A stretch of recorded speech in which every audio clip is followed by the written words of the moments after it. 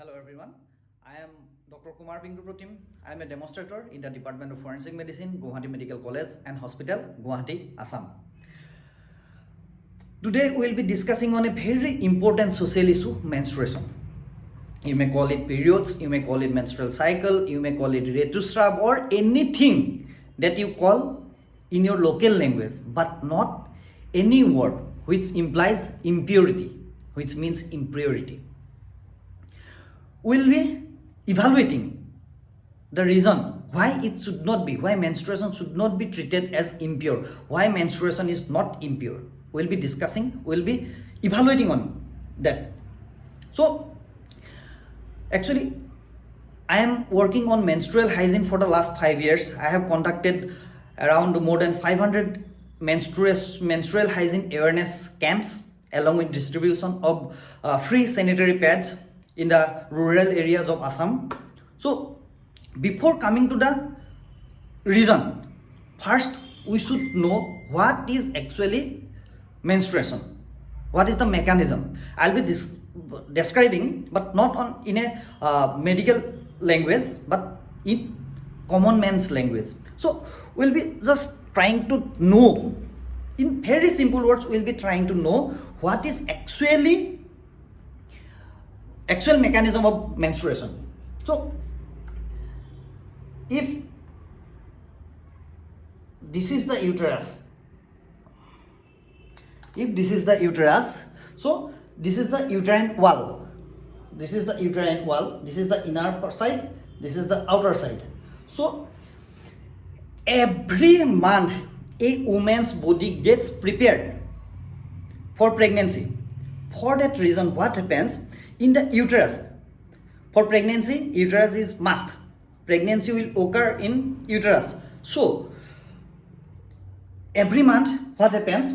This uterine wall's inner part, the inner part of the uterine wall, it becomes thick, and the blood circulation gets increased. These are the blood circulation. So, as blood circulation becomes increased and the part becomes thick. So, when a woman doesn't get pregnant, then what happens? This inner part, which has become thick, and the blood circulation has been increased, that part it shrinks, dries off, shrinks, and comes out through the vagina to the outer world. So, this is in very simple language, this is the mechanism of menstruation. Very basic mechanism. This is the basic mechanism of menstruation. Now, for the reason why it is not impure, let us consider a mango tree. From all the flowers of a mango tree, we cannot expect fruit. Means we cannot expect the mango. What happens? If a spore from another flower gets inserted into one flower, then only from that flower it becomes a fruit. So, if the spore doesn't get inserted, if there is no any external spore, then what happens? The flower, it dies, dries, shrinks, and falls off to the ground. Same. When the woman will not be pregnant, if there is no any sperm, if no any sperm has got entry into the uterus through the cervix into the uterus, then pregnancy will not occur.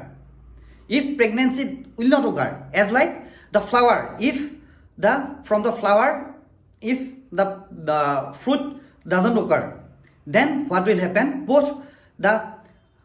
In case of uterus, the newer portion, means the thicker, and the portion where blood circulation was increased, dies dries, shrinks, falls off to the ground through the vagina. In case of the flower dies, shrinks, dries, and falls off to the ground. Basically, the both are same. In very simple word, the both are totally same. If the flower is not impure, then menstruation is also not impure. In any way, you cannot tell menstruation is an impure thing. In most of the Indian cultures, what happens when menstruation is there? Then the woman cannot sleep on her own bed. She has to sleep on the floor. She cannot sit here and there. She cannot cook. She cannot touch anyone. These are actually torture. Not this social taboo is very harmful for the women. If in your house also the social taboo is there, then you ask whoever tells you not to touch, not to sit, not to do this and that, just ask, give me a scientific reason why I should not do this, then I will not do this.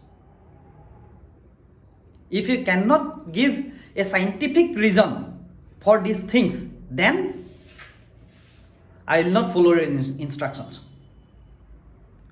For this reason, I want you to become a rebel.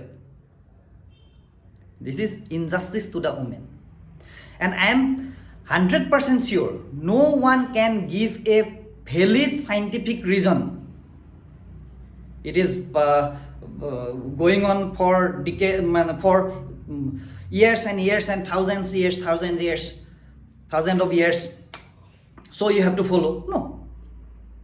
At that time, science was not there. Yeah, science was there. And thinking about the women, maybe someone has started these things so that the woman gets some rest, because during menstruation, due to hormonal imbalance and due to loss of blood, the women might become physically and mentally somewhat weak. So she needs physical rest and mental rest as well as sympathy. But she needs sympathy, not torture.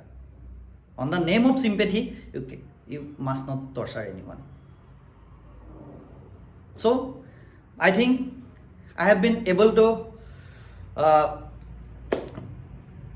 make you understand to some extent about this social taboo. So if you have any question or if you have any suggestion to me, then you can give it on the comment section. Thank you. Jai Hind, Jai Ahom.